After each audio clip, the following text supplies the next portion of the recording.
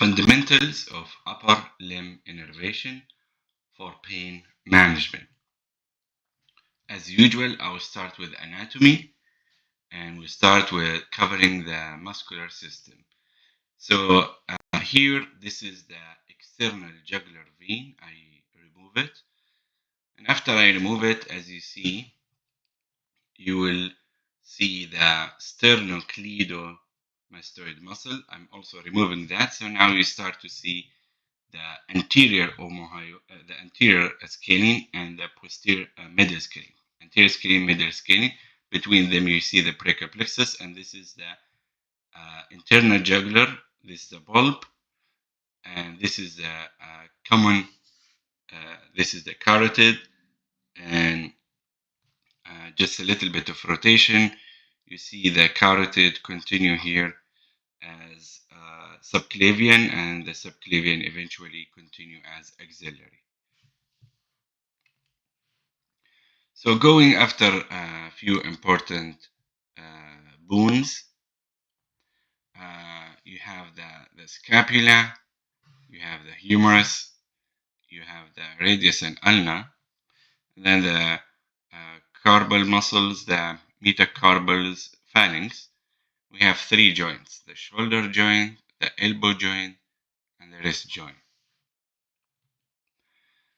The anterior muscles, starting from here, you see the pectoralis major, you see the deltoid muscle, and here the biceps muscle. You see the latissimus dorsi, how it attaches eventually in the humerus. And if you look here, we just remove the superficial muscles. So now you see the teres major muscle, important when we talk about the axillary nerve. And you see clearly the biceps with the two heads that we'll cover in more details soon. And also you see the coracobrachialis, which is important when we talk about the axillary block.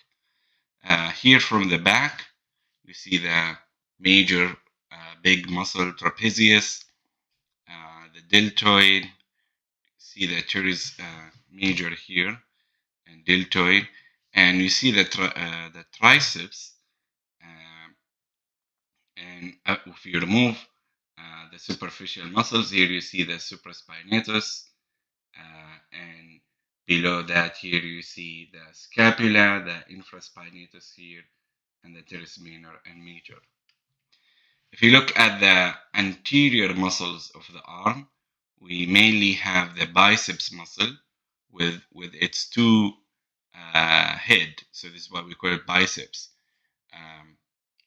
The short head attached to the coracoid process of the scapula, and the long head goes above, goes inside the fissure, as the groove, as you see in the humerus bone. And this is a common side where you get tendonitis. And underneath that, you have the brachialis muscle that start about mid-humerus and goes all the way to the ulnar tuberosity. If we look from the back, the main muscle is the trapezius with its three head, as you see here. And then you have the anconeus muscle right there. And you see the orientation of the three head of the trapezius, of the triceps muscle. And of course, this is all innervated by the radial nerve. This is a summary table for the anterior compartment of the forearm. And this is the anterior compartment of the forearm. Starting here from the superficial, we start with the superficial muscles. You see the pronator teres, and then the pronator teres. Then you have the flexor carpi radialis. You have the palmaris longus. You have the flexor carpi ulnaris. If you go one layer in the intermediate layer, you see the flexor digitorum. You see the flexor digitorum superficialis, and underneath that, you see the flexor digitorum profundus, the flexor pollicis longus, and the pronator quadratus. The pronator quadratus. And if you look from the posterior compartment, mainly the radial side, this is the radial side, so you see the brachioradialis, you see the extensor carpi radialis longus and the extensor carpi radialis brevis, which all supplied by the radial nerve. This is a table summarizes the posterior compartment of the forearm. Now, if we look at the posterior compartment of the forearm, again, the superficial muscle layers, you have the external digitorum, you have the extensor digiti minimi, you have the extensor carpi ulnaris. And the deeper layer, you see the very important muscle, the supinator, right here, which has a lot of clinical implication, which we're going to cover in the next lecture. You have the abductor pollicis longus, you have the extensor pollicis brevis, you have the extensor pollicis longus, and you have the extensor indicis. So that's a good overview for the muscles. We'll go in more depth when we talk about each nerve. For the vascular system, as I just show you, the subclavian artery give you the axillary artery, and the axillary artery give you the major branch, which is the brachial artery, and the anterior and posterior circumflex humeral arteries. Now, you will hear me saying in all my lectures, vasculature vessels are your friend when you look for a nerve. So, for example, when we talk about the posterior circumflex humeral artery, that's a landmark to see the axillary nerve. When we talk about the profunda artery or the deep brachial artery, the other name of that's your landmark for the radial nerve. When we talk about the brachial artery, that's helpful to find the median nerve. Here in the forearm, the radial artery and the ulnar artery for the radial and ulnar nerve respectively. And this is from the back. Again, this is the brachial artery. You see the profunda, and you see how it continue in the posterior aspect. These are more useful images. So adding few muscles here, you see the profunda brachii or the deep brachii goes posterior, while the brachial artery continue underneath the biceps muscle. Here you see the brachial artery again, you see the collaterals, and you see the bifurcation for the radial ulnar. Again, all important landmark to find nerves. Vein, the axillary vein, which is a continuation of the subclavian vein, it gives you two major branches, the cephalic vein, lateral, and the basilic vein, medial. These are superficial nerve mainly, and then we will see another deep vein in a minute. So here you see again, this is the basilic vein, and this is the cephalic vein. These are superficial veins, and if we look deeper below the biceps, you will see the basilic vein penetrate to give you the brachial vein. So the brachial vein is more deep, while the basilic and cephalic more superficial. So nervous system. So of course, when we talk about upper extremity here, we talk about brachial plexus, which is a plexus that is originate from C5 to T1, as you see here. The way the brachial plexus form, so you get the C5 and C6 meet to form the superior trunk. The C7 continue as the middle trunk. The C8 and T1 continue as the inferior trunk. These trunks, each one give anterior and posterior division. And then when they meet to form the cord, you have the lateral, posterior, and medial in relation to the second part of the axillary artery, as I will show you in this image.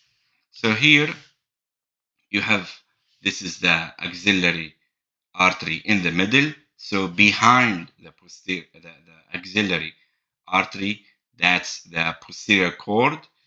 Medial to it, the medial cord. Lateral to it, the lateral cord. And you see few important nerves here. For example, the suprascapular nerve. You see the cords for the long thoracic vein nerve.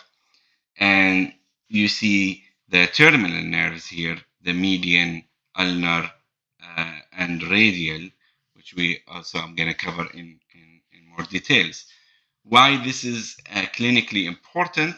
So if we go at the root level, so about here, and we do a block, we call that the interscalene brachial plexus block, which is an injection at C5 and C6 nerve root between the anterior and middle scalene muscle.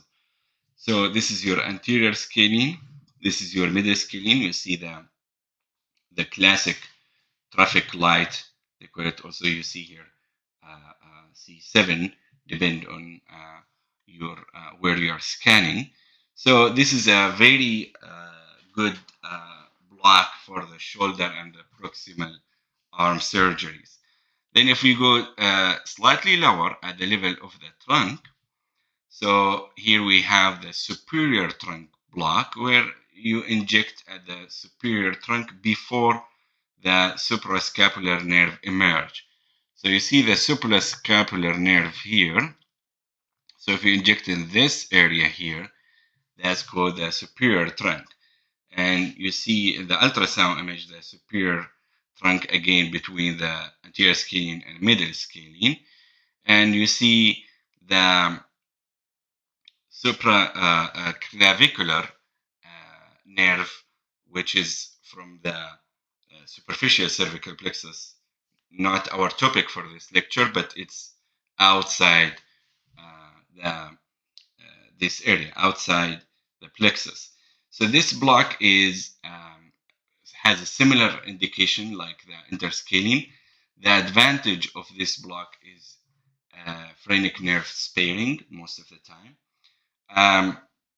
But you may need to block the supraclavicular nerve, just isolated here, to cover shoulder surgery. So this is another nice image here. You see the suprascapular nerve just started to leave the superior trunk. And at the level of the division, this is what we call the supraclavicular brachial plexus block. So you inject at the division, at the brachial plexus, immediately cephalate to the clavicle. So this ultrasound image is flipped from the illustration. So basically this is lateral, and this is your brachial plexus here at the level of the division. This is the first strip, so we're talking about this area, and this is the pleural line here. So this block is good for arm, forearm, and hand surgery. It is away, as you see, from the phrenic nerve. I'll show you more pictures for the phrenic nerve. And it does not cover the medial arm, which I'll show you why. Then if you go farther down at the level of the cords, this is called infraclavicular brachial plexus block, which is an injection at the cord at 6 o'clock of the axillary artery. So you see here in the ultrasound, this is the axillary artery. So here we are talking about this level here. So this is the posterior cord, medial cord, lateral cord, and the axillary artery in between them. And of course, you see the pectoralis major and minor. So here you definitely miss the suprascapular nerve and supraclavicular nerve. So you need to add that if you are considering shoulder surgery. So it's not a block for shoulder surgery. It's a block more for medial arm, more for arm and forearm. And of course, you're going to miss the medial arm like the supraclavicular. The infraclavicular, actually, you can do it through 3 approaches. I use the coracoid approach, so which is basically going in front of the clavicle at the second part. If you go behind the clavicle, that's called the retroclavicular approach. And if you go more proximal, that's the at the first part of the axillary artery, so before the pectoralis minor, that's called costoclavicular approach. And then you get the axillary brachial plexus block at the level of the branches here in the axilla, where you have to inject after each nerve. So you get the radial nerve, the ulnar nerve, the median nerve, and the musculocutaneous nerve outside in the coracobrachialis muscle. Now, remember I told you the medial part of the arm get mixed with the supraclavicular, infraclavicular, because of this area here innervated by the intercostal brachial nerve, which is a branch outside the brachial plexus. So you have to block it at this level separately. Two important nerves to keep in mind when we talk about brachial plexus block and management.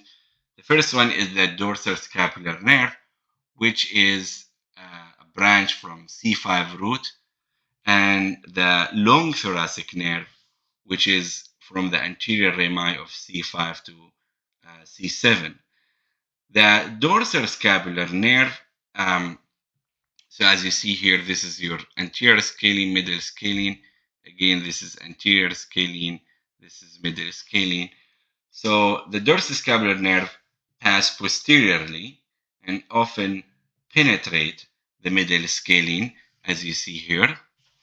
And it goes, it travels back along the medial border of the scapula, and it innervate the rhomboid muscles. While the long thoracic nerve, as you see here, it descends vertically down through the axillary inlet and down in the medial chest wall, and it supplies the serratus anterior muscle. So why this is also relevant, especially for the dorsal scapular nerve when it is inside the the middle scalene. So if you are coming this way, there is a chance you can injure the dorsal scapular nerve if you are not paying attention, and there is case report about that. The long thoracic nerve is less likely to be injured, but also keep that in mind if you put 40 ml and it starts to spread outside middle scalene, then you can get also the long thoracic nerve block. And of course, if you are interested, which will be another lecture, to block the dorsoscapular nerve, this can be a good target here. Of course, the long thoracic nerve.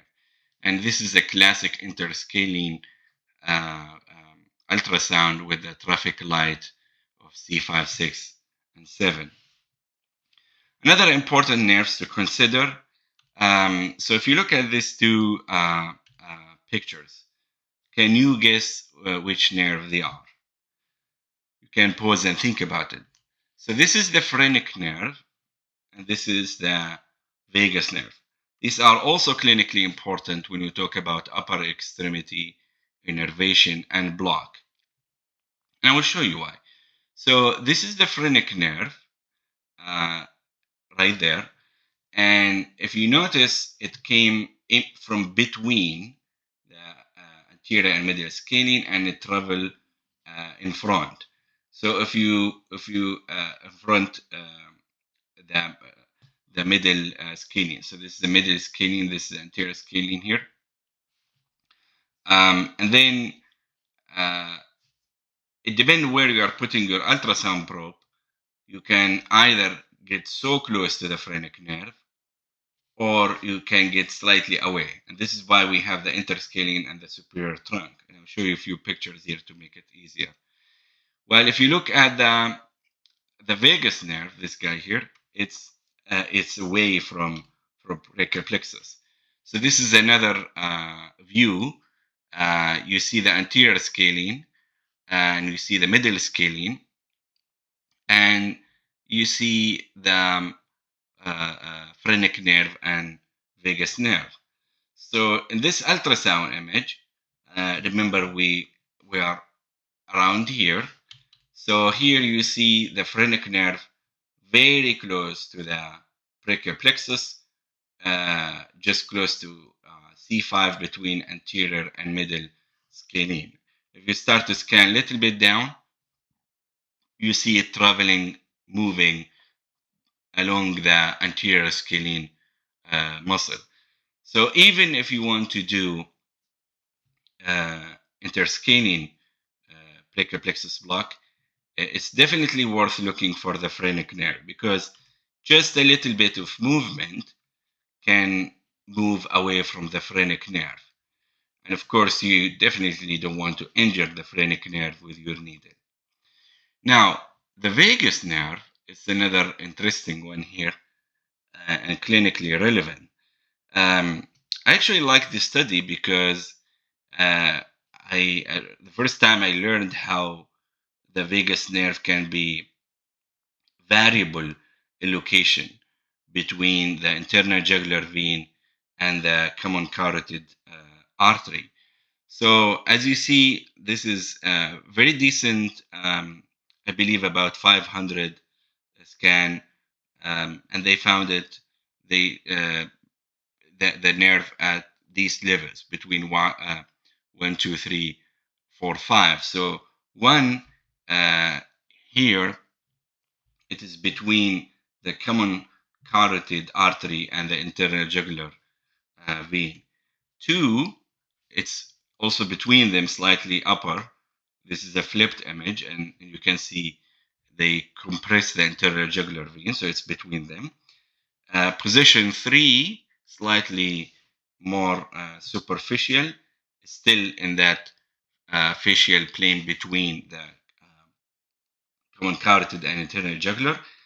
And then 4, it's more medial. It's more medial, close to the thyroid and trachea.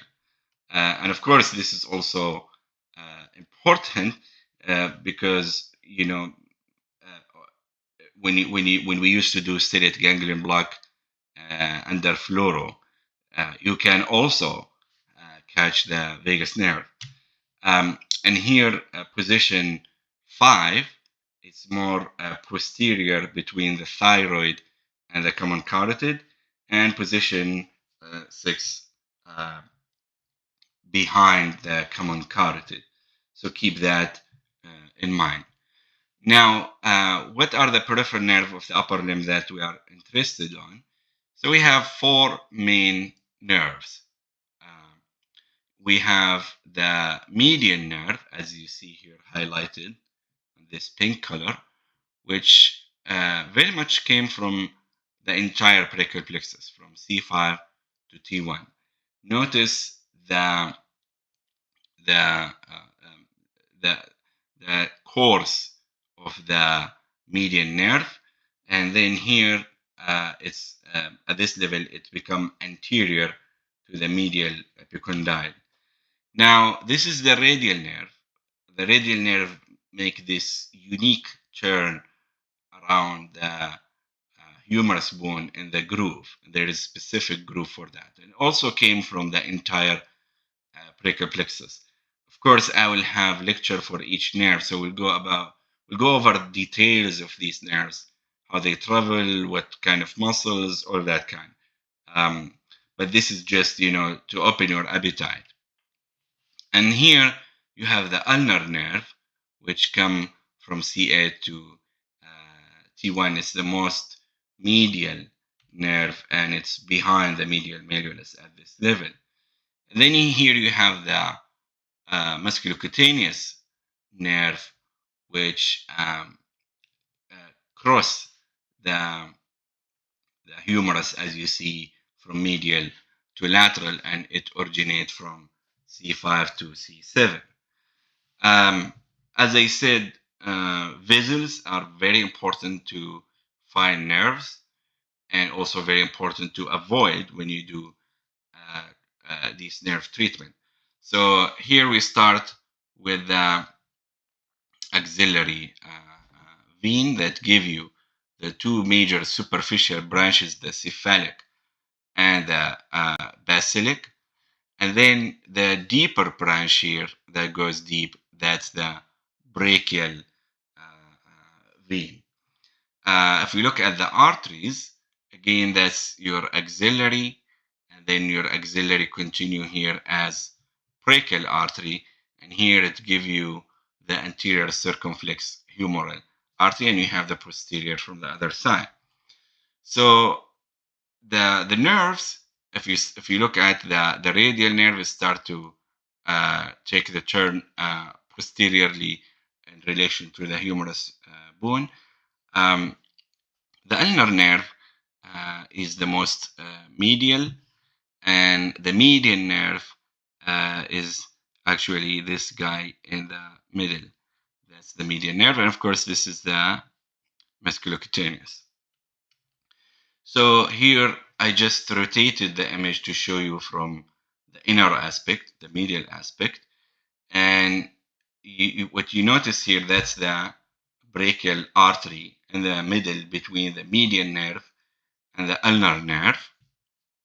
And this is even more rotation. So if you put your ultrasound medially, you can appreciate that the median nerve will be anterior to the brachial artery, and the ulnar nerve posterior to the brachial artery. And you see here at the level of medial epicondyle how one goes posterior and one goes anterior. It's very important to learn all these details that will help you to find the nerve and find the pathology and diagnose multiple pain issues and treat them. So here, looking from the back, this is the deep or profunda brachiali, and that's an important landmark to find the radial nerve. And then going to the forearm things get even easier because the ulnar nerve travel most of the time with the ulnar artery, as you see, and the median nerve travel in the middle, so it's median. And I have to rotate to show you the radial artery here, but the radial artery above here give you two branches, give you the ulnar branch and give you this called the radial recurrent, and this called the radial artery. And this is again the ulnar artery. And you see here in the other image the, the, the median nerve, the ulnar nerve, and the radial nerve, and how they continue. This is medial, ulnar, and radial. I found this very helpful just to give you a big overview how these nerves travel. So they all come from the axilla. The radial make this unique turn, then go lateral. The median and ulnar stay medial on the arm, then they stay away from each other from the forearm, and the ulnar is more posterior, as you see in the arm, and the median more anterior. So this is a summary for nerves. Again, you can review it quickly. The cutaneous nerve also important, especially for pain management. So I'm not gonna dig deep on this, but this is important reference image for you from Gray's Anatomy. And you see here very much this is the axillary nerve. This is the radial nerve, give you the posterior cutaneous nerve. And then you get the medial cutaneous nerve, which I will have a lecture specifically for these cutaneous nerves. And here you see the radial nerve. I will give you also the dorsal digital branches, etc. Here you see the radial nerve again, all these kind of branches, very important. Even more relevant to know by heart the dermatomes, myotomes, and osteotomes. So starting by dermatomes, let's start here. So this is the supraclavicular nerve. Again, it's not from the brachial plexus. The suprascapular, yes, it's from the brachial plexus. Here you have the axillary, then you get radial. This is the radial, the superficial part of the radial. This is musculocutaneous nerve. You see the median nerve, ulnar nerve. And these are two great resources from Azra and Naisura. They are very great, but when you pay attention, there are a little bit of minor differences. So that's not a big deal actually, because I want you to understand that there is some anatomical variation. So it's not 100% what you see here that necessarily you see in your patient, but this is an important guide. And then this is more dermatome, and if you let's start from the pinky finger here. You see it's ulnar, right, which is C8. So if you have C8 radiculopathy, so the patient can tell you, oh, the pain shoot down to the pinky finger. If you have C7, mostly the middle three fingers. If you have C6, then that's for the thumb. And if you have C5, the pain goes down to the arm. It doesn't go down to the forearm, and usually around the deltoid area, and the patient can point out to that area. And here you see clearly this is the radial nerve with a lot of branches. Again, radial nerve, axillary nerve. I call this my cheat sheet images. I always review them. You can print them out, put them in your clinic. You can share them with your patient. Especially nowadays, we do a lot of video visits. So sometimes I just pull these images and share it with the patient and say, hey, show me where is your pain. Can you point to me where is your pain? And that helped me to pinpoint which nerve injured. Going deeper to the muscles, so as you see, the radial nerve mainly supply the wrist and finger extensors. No surprise here. The median nerve supply the wrist and flexor and finger flexors, exactly the opposite. And you get small part here from the ulnar and the deltoid from the axillary nerve. If you go deeper to the osteotome, you see, for example, the humerus bone gets supplied partly by the radial and the musculocutaneous nerve. So if you have a humerus bone fracture and you need to cover that pain source, make sure you cover both nerves. If you see the forearm mainly by the radial nerve from the posterior side, mainly by the medial nerve from the anterior side. And then you see the wrist joint mostly from the radial nerve. The elbow joint is very much radial, ulnar, and median. And I will show you more details in a few slides. So speaking about innervation, let's talk about shoulder innervation first. Very important. So to remind you, you have this is all called the shoulder joint, but mainly the glenohumeral joint is the main joint here. Then you have the acromioclavicular joint. You have a smaller joint, not very clinically important, the scapulothoracic, and they have the sternoclavicular joint, which is every now and then we see arthritis patient with sternoclavicular joint. And then going to the muscles, you have the supraspinatus above, then infraspinatus below the scapular spine, and underneath that you have the subscapularis. And don't forget about the teres minor here, which is also an important landmark when we talk about the axillary nerve block. The shoulder has 5 important bursae. The most important is the subacromial bursa, and in continuation with the subdeltoid bursa. And then you have the subscapular, you have the subcoracoid bursa, coracoclavicular bursa, and supraacromial bursa. So in this study, they found that the suprascapular, lateral pectoral, axillary, and lower subscapular nerve were found to provide articular branches to the shoulder joint.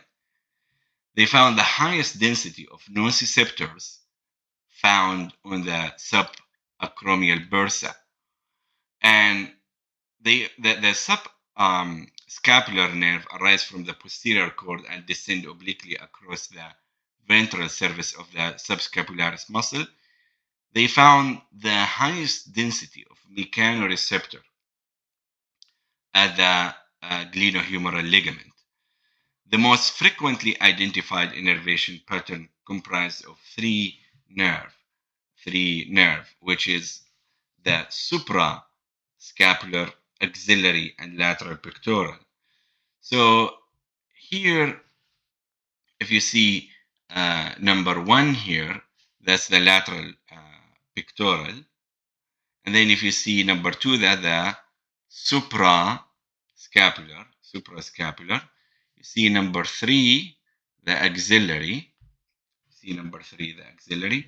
And a small part, this is 3. And small part from the lower subscapular nerve. This is also more relevant when we do radiofrequency ablation. So if you go closer to the joint, these are the safe zone because you are away from the motor branches. So the green, dark green, motor sensory, then the green here, the motor, and then your sensory. So when you burn, you want to get closer to the joints in zone 2 and zone 3 to stay away from the motor branches. And of course, you're going to stimulate. So here, if you look at this nice table, divided the shoulder joint into anterior posterior capsule, and each capsule to superior and inferior, then show you also the subacromial bursa, and etc. You will notice that most of the innervation really from the axillary nerve and from the suprascapular nerve. More specifically, they found that the greatest contributor to overall shoulder innervation is from the suprascapular nerve. So this is clinically important because let's say you only can do one nerve, then you most likely would like to pick up the suprascapular nerve. And then you have the axillary nerve found to innervate smaller area involving the inferior portion of the anterior posterior glenohumeral capsule. The innervation pattern of the anterior shoulder joint, the medial portion was found primarily innervated by muscular branches of the lateral pectoral nerve, as I showed you in the previous slides. The lateral aspect of the capsule is supplied by articular branches arising from the axillary nerve. And then you have a small contribution from the lower subscapular nerve, mainly in the anterior superior quadrant. So I hope you have a better grasp of shoulder innervation now. The last important point to mention is this nerve bridging principle when we talk about innervation. What does that mean? That you see here, this is most triggering area, so the glenohumeral joint, the tendon here, but that give you pain most likely here, and this is because the innervation in the shoulder allowed painful diffusion from injured triggers like rotator cuff, glenohumeral joint, to the identified pain generator, the subacromial bursa, coracoacromial ligament, and long head of the biceps tendon by three nerve bridges, because these nerves, as I showed you in the previous slide, they bridge together. So this is why it's important to understand this concept when you examine the patient, when you treat the pain. So for the elbow innervation, it's also actually complicated. So if we look at the anterior capsule, so this is anterior, this is posterior. So if you look at the anterior capsule and you look at the lateral aspect, you see radial nerve, which is number one here, and you see a little bit from the musculocutaneous nerve, which is number two. And then if you go medial, a lot of all the nerves contribute to that. So you have from ulnar, from radial, from musculocutaneous, from medial. If you look at the posterior, you mainly have the radial nerve laterally and also medially, and small branches from the medial antebrachial cutaneous nerve. And finally, when we talk about the wrist joint, so the wrist joint, if you look at the bigger picture, get innervated by radial nerve, mostly at the dorsal aspect, ulnar nerve, smaller contribution, medial nerve, mostly in the palmar aspect, and a small branch from the musculocutaneous nerve. So if you look at the radial nerve, it gives you the superficial branch of the radial nerve, this one here, and the posterior interosseous nerve. So this is all by radial. And you have the yellow one, which is the medial antebrachial cutaneous nerve, which is an interested branch because there is a lot of variation where that branch come from. It can be from radial, it can be not. And then the palmar, as you see, small contribution here in the ulnar, and the majority come from the median. And this image make it even more clear. So this is a palmar aspect, and you see the anterior interosseous nerve from the median, and this is the dorsal here, and you see the posterior interosseous nerve from the radial, also very important. So that's what I have for you. We went through a lot of information. I hope you enjoy it. And thank you for